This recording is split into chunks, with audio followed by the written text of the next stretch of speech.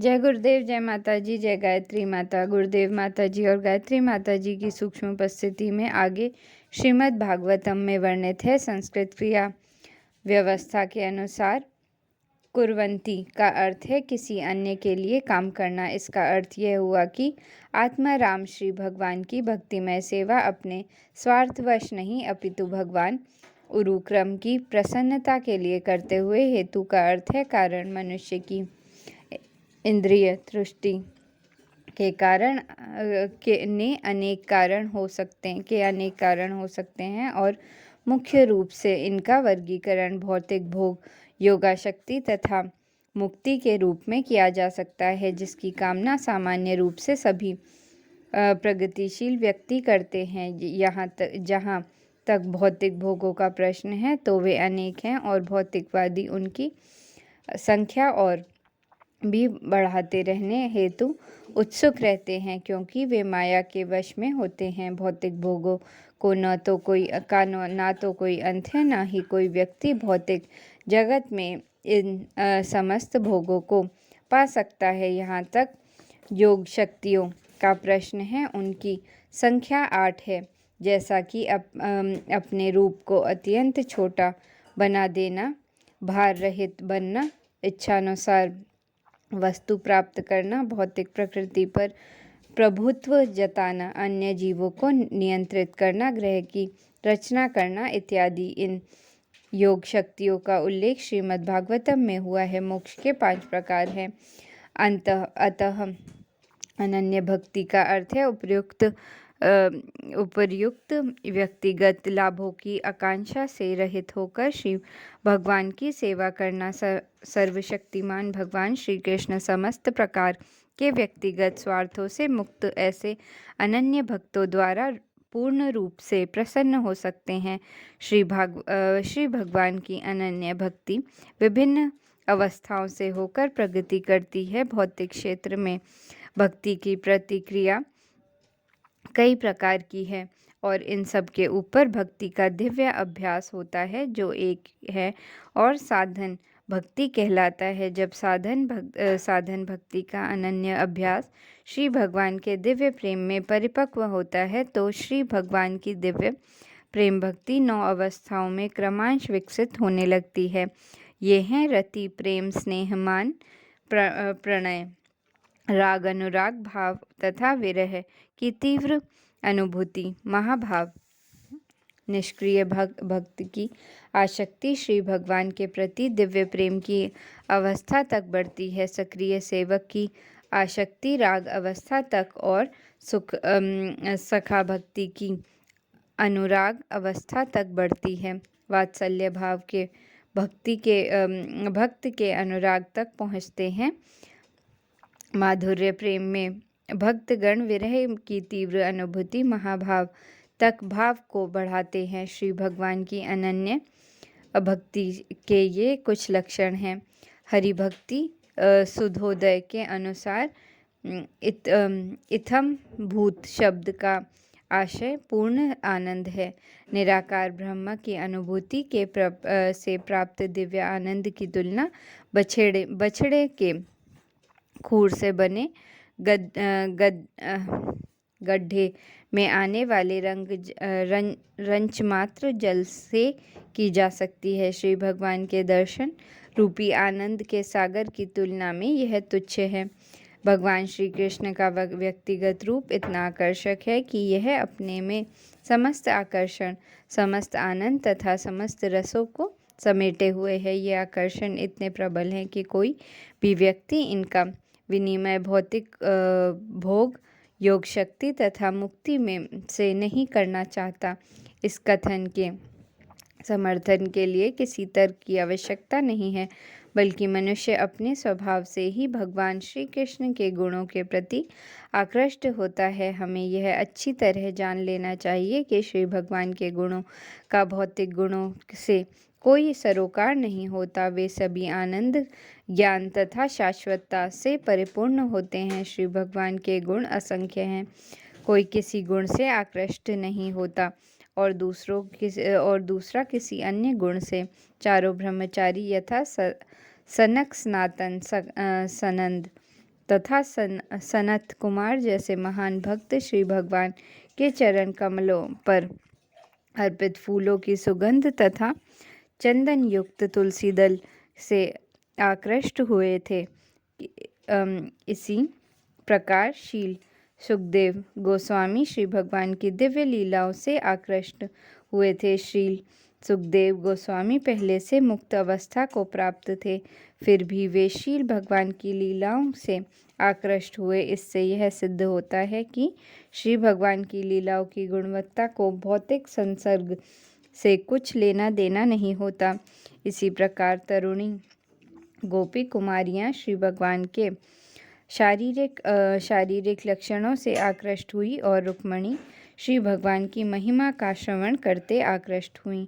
भगवान श्री कृष्ण भाग्य की देवी लक्ष्मी के भी मन को आकृष्ट करने वाले हैं। विशेष परिस्थितियों में वे समस्त तरुणियों के मन को मोहित करते हैं। वे वयस्क महिलाओं के मनों को मात्र स्नेह के रूप में आकर्षित करते हैं। वे पुरुष के मन को सेवक तथा सखा भाव में आकृष्ट करते हैं। हरि शब्द के अनेक अर्थ हैं, लेकिन इनका मुख्य आशय यह है कि श्री भगवान सभी अशुभ वस्तुओं को नष्ट करते हैं और भक्त के मन को शुद्ध दिव्य प्रेम प्रदान करके हर लेते हैं। घोर कष्ट में होने पर श्री भगवान का स्मरण करने से मनुष्य के समस्त दुख तथा चिंताएं दूर हो जाती हैं। श्री भगवान शुद्ध भक्त के भक्ति मार्ग के सारे अवरोधों को क्रमशः दूर कर देते हैं और श्रवण कीर्तन आदि नवधा भक्ति का फल प्रकट होने लगता है। श्री भगवान अपने व्यक्तिगत रूप तथा दिव्य लक्षणों से शुद्ध भक्त के सारे मनोवैज्ञानिक कार्यकल्पों को आकृष्ट करते हैं। ऐसी होती है भगवान श्री कृष्ण की आकर्षण शक्ति। यह आकर्षण इतना प्रबल होता है कि शुद्ध भक्त धर्म के चारों सिद्धांतों में से एक ही की भी लालसा नहीं करता। ये है श्री भगवान के दिव्य लक्षणों के आकर्षण गुण। इनके साथ अपि तथा च शब्द मिलाने से आशय में असीम वृद्धि होती है। संस्कृत व्याकरण के अनुसार अपि शब्द के 7 प्रत्यय हैं, अतः इन श्लोकों के प्रत्येक शब्द की व्याख्या करने पर देखा जा सकता है कि शुद्ध भक्त को आकर्षित करने हेतु भगवान श्री कृष्ण में असंख्य दिव्य गुण पाए जाते हैं। शील व्यासदेव के पुत्र शील सुखदेव गोस्वामी ने केवल दिव्य शक्ति से युक्त थे, अपितु वे श्री भगवान के भक्तों के भी अत्यंत प्रिय थे। इस प्रकार उन्होंने इस महान कथा का अध्ययन किया। ब्रह्मवैवर्त पुराण के अनुसार शील सुखदेव गोस्वामी अपनी माता के गर्भ में भी मुक्त आत्मा ही थे। शील व्यासदेव जानते थे कि यह बालक जन्म लेने के बाद कभी घर में नहीं रहेगा, अतएव उन्होंने बालक को श्रीमद् भागवतम की रूपरेखा सुनाई, जिससे वह श्री भगवान की दिव्य लीलाओं के में अनुरक्त हो सके। जन्म लेने के पश्चात यह बालक मूल श्लोकों का पाठ करके श्री भागवतम की विषय वस्तु में और भी दक्ष बन गया। भाव यह है कि सामान्य रूप से मुक्त पुरुष दृष्टिकोण के साथ परम पूर्ण से एकाकार होने के उद्देश्य से उनके निवारण ब्रह्म पक्ष के प्रति आसक्त होते हैं, लेकिन शील व्यासदेव जैसे शुद्ध भक्तों की संगति से मुक्त पुरुष भी श्री भगवान के दिव्य गुणों के प्रति आकर्षण हो जाते हैं। श्री नारद मुनि की कृपा से शील व्यासदेव श्रीमद् भागवतम महाकाव्य का वर्णन कर सके और शील व्यासदेव के अनुग्रह से शील सुखदेव गोस्वामी उनके आशय को ग्रहण कर सके। श्री भगवान के दिव्य गुण इतने आकर्षक हैं कि शील सुखदेव गोस्वामी निराकार ब्रह्म में लीन होने के प्रति विरक्त हो गए और उन्होंने श्री भगवान की साकार लीलाओं को उत्साह से ग्रहण कर लिया। शील सुखदेव गोस्वामी ने अपने मन में यह सोचते हुए परम पूर्ण की निराकरण धारणा को लगभग तुरंत ही त्याग दिया और उन्होंने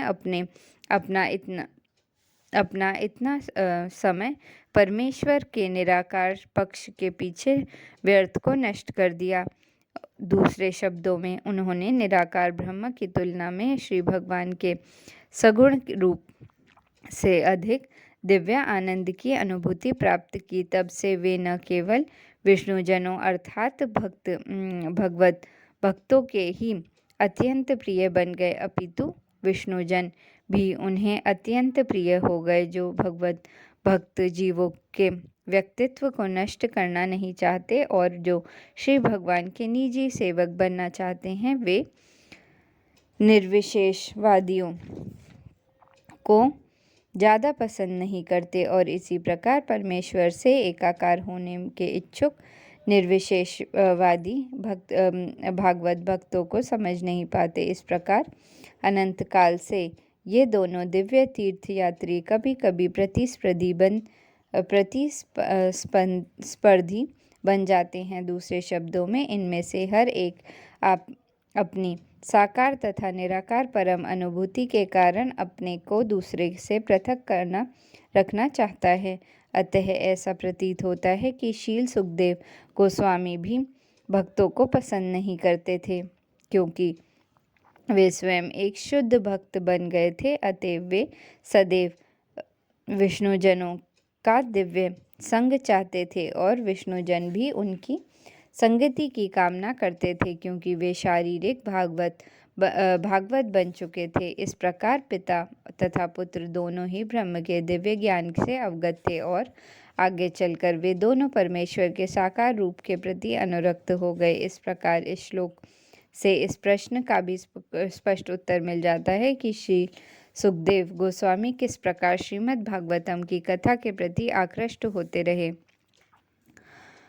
शील सूत गोस्वामी ने शौनक आदि ऋषियों को इस प्रकार संबोधित किया, जब मैं भगवान श्री कृष्ण की दिव्य कथा तथा राजर्षि परीक्षित महाराज के जन्म कार्यकलाप तथा मोक्ष विषयक वार्ताएं तथा एवं पुण्य पुत्रों द्वारा गृहस्थाश्रम के त्याग की कथाएं कहने जा रहा हूँ। भगवान श्री कृष्ण पतित आत्माओं पर इतने दयालु हैं कि वे विभिन्न जीवों के बीच स्वयं अवतरित होते हैं और उनके दैनिक कार्यकलापों में भाग लेते हैं।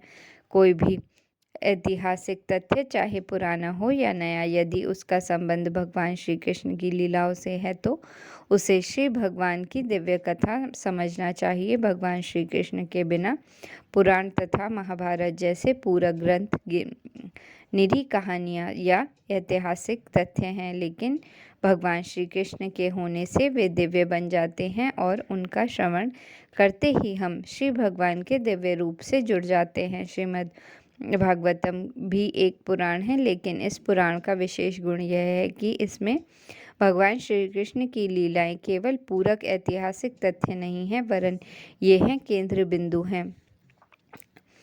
इसलिए भगवान श्री चैतन्य महाप्रभु ने श्री भागवतम की संस्तुति निर्मल पुराण के रूप में की है।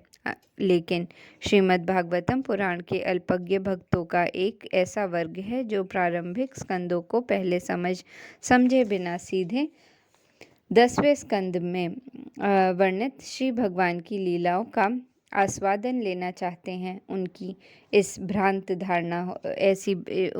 भ्रांत धारणा होती है कि अन्य स्कंद श्री भगवान से संबंधित नहीं हैं, अतएव वे अल्पज्ञता वश 10वें स्कंद को ही पढ़ने लगते हैं। इन पाठकों को यहाँ पर विशेष रूप से बताया जा रहा है कि श्री भागवतम के अन्य स्कंद भी 10वें स्कंद जितने ही महत्वपूर्ण हैं। किसी को भी अन्य 9 स्कंदों का तात्पर्य समझे बिना 10वें स्कंद की विषय वस्तु में प्रवेश करने का प्रयत्न नहीं करना चाहिए। भगवान श्री कृष्ण तथा पांडवों जैसी अनेक उनके शुद्ध भक्त एक समान धरातल पर हैं। भगवान श्री कृष्ण समस्त रसों में स्थित अपने भक्तों से रहित नहीं होते और पांडवों जैसे शुद्ध भक्त भी भगवान श्री कृष्ण से रहित नहीं हैं। भक्त तथा भगवान परस्पर जुड़े हुए हैं और उन्हें विलग नहीं किए जा सकते। अतएव उनसे संबंधित सारी बातें भगवान श्री कृष्ण की ही कथा हैं। जब दोनों दलों अर्थात कौरवों तथा पांडवों ने अपने अपने योद्धागण कुरुक्षेत्र के युद्ध स्थल में मारे जा चुके और मृत योद्धाओं को यथायोग्य गति प्राप्त हो गई, और तब भीमसेन की गदा के प्रहार से मेरुदंड टूट जाने से धृतराष्ट्र का पुत्र विलाप करता गिर पड़ा, तो द्रोणाचार्य के पुत्र ने द्रौपदी के सोते हुए पांचों पुत्रों के सिरों को काटकर मूर्खतावश उन्हें उपहार स्वरूप यह सोचते हुए अपने स्वामी को अर्पित किया कि इससे उनके स्वामी प्रसन्न होगा। लेकिन दुर्योधन ने इस जघन्य कृत्य की निंदा और वह तनिक भी प्रसन्न नहीं हुए। श्रीमद् भागवतम में भगवान श्री कृष्ण की लीलाओं के दिव्य तथा कुरुक्षेत्र के युद्ध के समाप्त होने से प्रारंभ होती है, जहाँ श्री भगवान ने स्वयं श्रीमद् भागवत गीता में अपने विषय में कहा है। अतएव श्रीमद् भागवत गीता तथा श्रीमद् भागवतम दोनों ही भगवान श्री कृष्ण की दिव्य कथाएं हैं। श्रीमद् भागवत गीता कृष्ण कथा है क्योंकि यह श्री भगवान द्वारा कही गई है, और श्रीमद् भागवतम भी कृष्ण कथा है क्योंकि यह भगवान श्री कृष्ण के विषय में ही कही गई है। और भगवान श्री चैतन्य महाप्रभु चाहते थे कि प्रत्येक व्यक्ति उनके आदेशानुसार इन दोनों कृष्ण कथाओं के विषय में जाने। कृष्ण चैतन्य कृष्ण भक्त के वश में साक्षात श्री कृष्ण ही हैं। अतएव भगवान श्री कृष्ण तथा कृष्ण चैतन्य दोनों के मंतव्य समान है। भगवान श्री चैतन्य की इच्छा थी कि जिन्होंने भारत में जन्म लिया है वे सारे लोग इन कृष्ण कथाओं को गंभीरता पूर्वक समझें और पूर्ण अनुभूति होने के बाद विश्व के प्रत्येक भाग में सबको एक दिव्य संदेश का प्रचार करें। इससे दुखी संसार में वंचित शांति तथा संपन्नता प्राप्त हो सकेगी।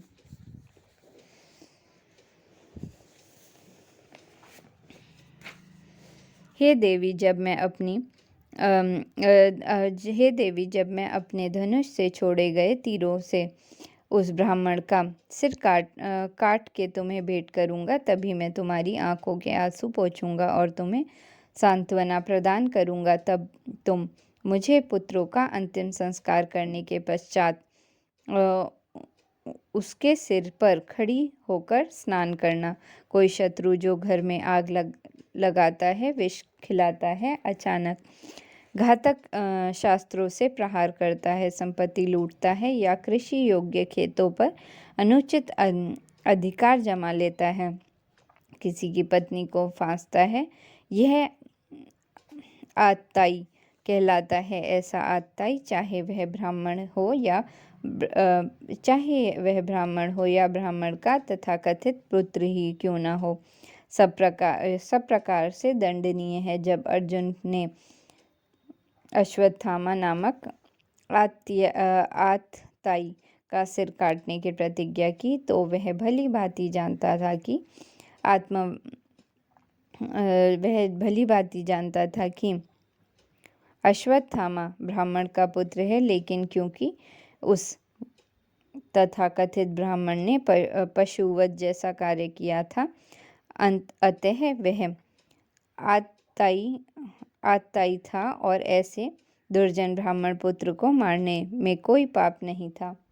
इस प्रकार मित्र तथा सारथी के रूप में अच्युत भगवान द्वारा मार्गदर्शित किए जाने वाले अर्जुन ने अपनी प्रियतमा को ऐसे कथनों से तुष्ट किया। तब उसने अपने कवच धारण किया और भयानक अस्त्र शस्त्रों से सुसज्जित होकर वह अपने रथ पर चढ़कर अपने गुरुपथ अश्वत्थामा का पीछा करने हेतु निकल पड़ा।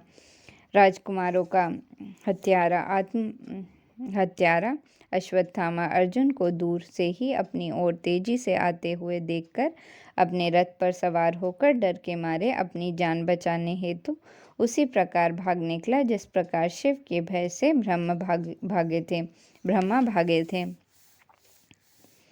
पुराणों की पाठ्य सामग्री के अनुसार क या अक्र के दो संदर्भ मिलते हैं। क का अर्थ ब्रह्मा है, जो एक बार अपनी पुत्री से मोहित होने पर उसका पीछा करने लगा, जिससे शिव कुपित हो गए और उन्होंने ब्रह्मा पर अपने त्रिशूल से आक्रमण कर दिया। ब्रह्मा अपने प्राणों से के भय से भाग गए। यहाँ तक अक्र का संबंध है। वामन पुराण के एक प्रसंग मिलता है। वधुमाई नाम का एक असुर था, जिसे एक चम्मच माता सुनहरा विमान भेंट में मिला था। उस रथ के सूर्य के पीछे जाने से उसके प्रकाश से रात्रि भाग जाती थी। इसके कारण सूर्यदेव क्रोधित हो गए और उन्होंने अपनी प्रखर किरणों से विमान को पिघला डाला। इससे शिव कुपित हो गए और उन्होंने सूर्यदेव पर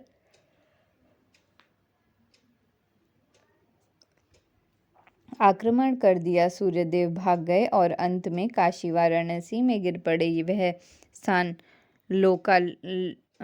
लोलार्क के नाम से प्रसिद्ध हुआ। जब ब्राह्मण के पुत्र अश्वत्थामा ने देखा कि उसके घोड़े थक गए हैं, तो उसने सोचा कि अब उसके पास अंतिम अस्त्र ब्रह्मास्त्र आणविक शस्त्र का प्रयोग करने की अतिरिक्त अन्य कोई विकल्प नहीं रह गया है। अतः जब कोई विकल्प नहीं रह जाता, तभी ब्रह्मास्त्र नामक परमाणु हथियार का प्रयोग किया जाता है, जहाँ पर द्विजात्मज शब्द महत्वपूर्ण है, क्योंकि अश्वत्थामा द्रोणाचार्य का पुत्र होते हुए भी सुयोग्य ब्राह्मण न था। सर्वाधिक बुद्धिमान व्यक्ति ब्राह्मण कहलाते हैं और यह कोई वंशानुगत उपाधि नहीं है। अश्वत्थामा को पूर्व में भी ब्रह्म बंधु कहा गया था। ब्राह्मण का मित्र होने का अर्थ यह नहीं है कि वह योग्यता में भी ब्राह्मण हो। ब्राह्मण का मित्र या पुत्र पूर्ण रूप से योग्य होने पर भी ब्राह्मण कहला सकता है, अन्यथा नहीं।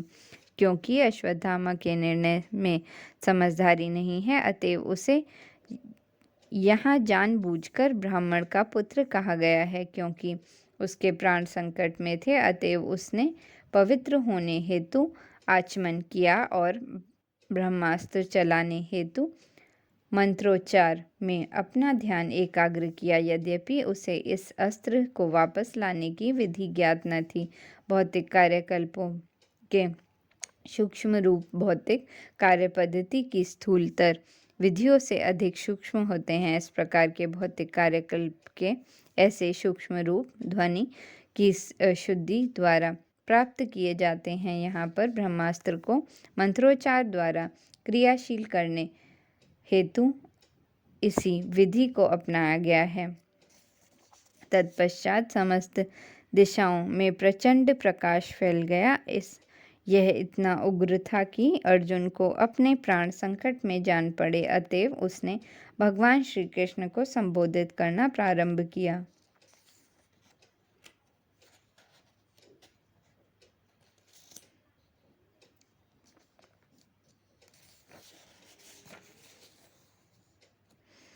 अर्जुन ने कहा, हे कृष्ण, आप सर्वशक्तिमान परमेश्वर हैं। आपकी विविध शक्तियों की कोई सीमा नहीं है। अतएव एकमात्र आप ही अपने भक्तों के हृदय में अभय उत्पन्न करने में समर्थ हैं। भौतिक कष्टों की ज्वालाओं में फंसे सारे लोग केवल आप में ही मोक्ष का मार्ग पा सकते हैं। अर्जुन भगवान श्री कृष्ण के दिव्य गुणों में अवगत था, क्योंकि कुरुक्षेत्र के युद्ध में वे दोनों साथ साथ उपस्थित थे, तभी इसका अनुभव उसे हो चुका था। अतएव भगवान श्री कृष्ण के विषय में अर्जुन का कथन प्रमाणिक है। भगवान श्री कृष्ण सर्वशक्तिमान है और भक्तों की निर्भयता के विशिष्ट कारण है। भागवत भक्त सदैव निर्भय रहता है, क्योंकि श्री भगवान उसकी रक्षा करते हैं। यह भौतिक संसार जंगल में धधकते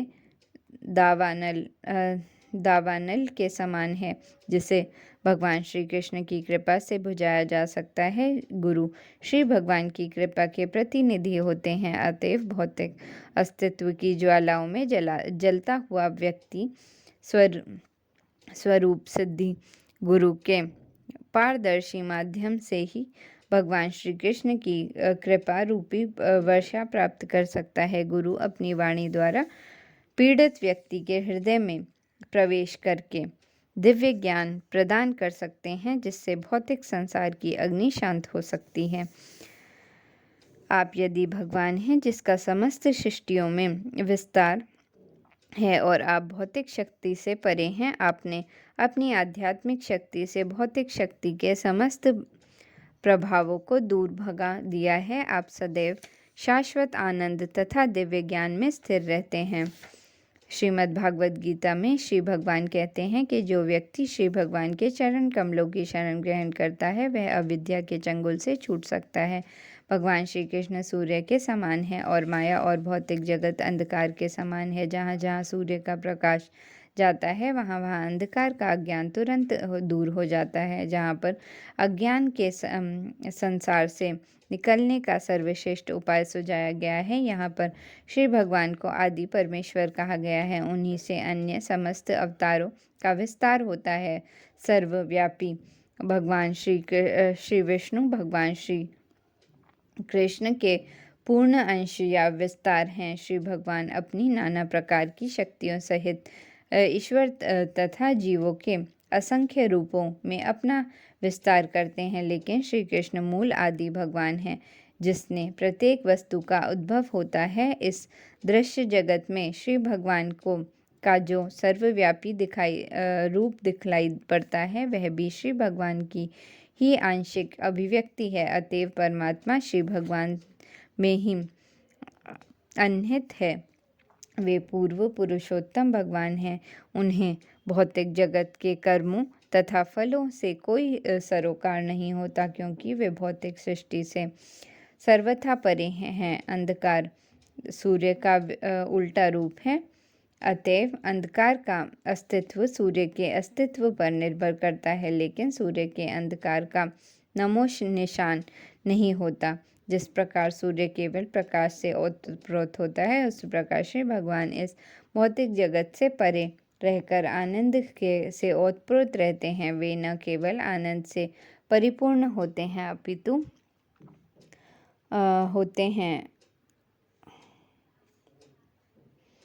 वे न केवल आनंद से परिपूर्ण हैं, अपितु दिव्य विविधताओं से भी ओतप्रोत हैं। दिव्यता तनिक भी निष्क्रिय नहीं है, बल्कि गतिशील विविधता से युक्त है। वे भौतिक प्रकृति से भिन्न है, क्योंकि भौतिक प्रकृति तीन गुणों के कारण जटिल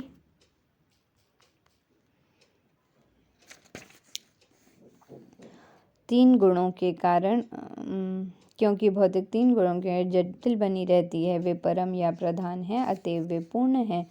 उनकी अनेक शक्तियां हैं और वे अपनी विविध शक्तियों द्वारा संसार का सृजन, पालन तथा संहार करते हैं, लेकिन उनके अपने धाम में सब कुछ सनातन तथा पूर्ण है। यह संसार केवल शक्तियों या शक्तिशाली प्रतिनिधियों द्वारा संचालित न होकर सर्वशक्तिमान द्वारा उनकी समस्त शक्तियों सहित संचालित होता है।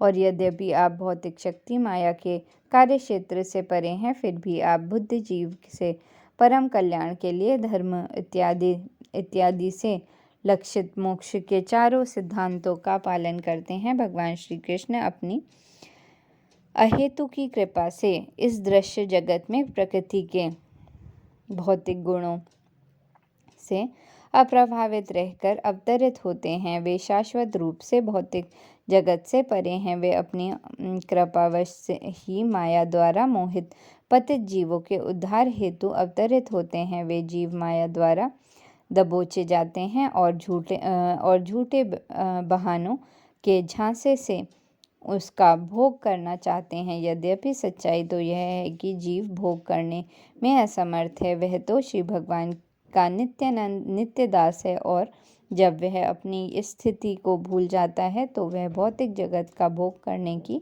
सोचता है, किंतु वास्तव में वह भ्रम में होता है। श्री भगवान इसी झूठी भोग धारणा को नष्ट करने और बद्ध जीवों का उद्धार करके उन्हें अपने धाम ले जाने हेतु अवतरित होते हैं। पतितात्माओं के लिए श्री भगवान का यही सर्व करुणामयी स्वभाव है। इस प्रकार आप संसार का भार हटाने तथा अपने मित्रों तथा विशेषकर आपके ध्यान में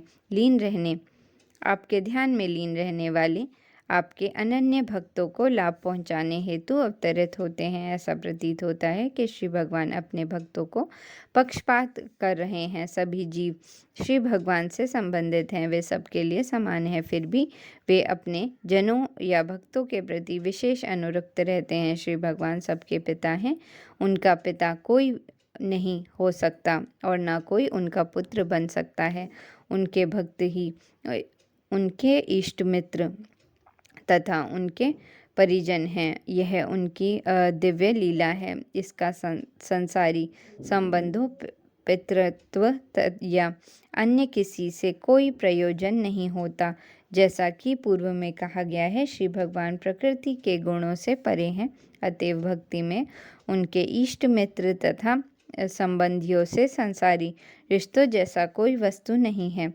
हे देवादिदेव, चारों ओर फैलने वाला यह घातक तेज कैसा है? ये कहाँ से आ रहा है? मैं इसे समझ नहीं पा रहा हूँ। श्री भगवान के सामने जो भी बात रखी जाए उसे सादर प्रार्थना करने के पश्चात करना चाहिए, यही प्रामाणिक विधि है। और अर्जुन ने श्री भगवान के अंतरंग सखा होते हुए भी इस विधि का पालन जनसाधारण को शिक्षा देने हेतु किया।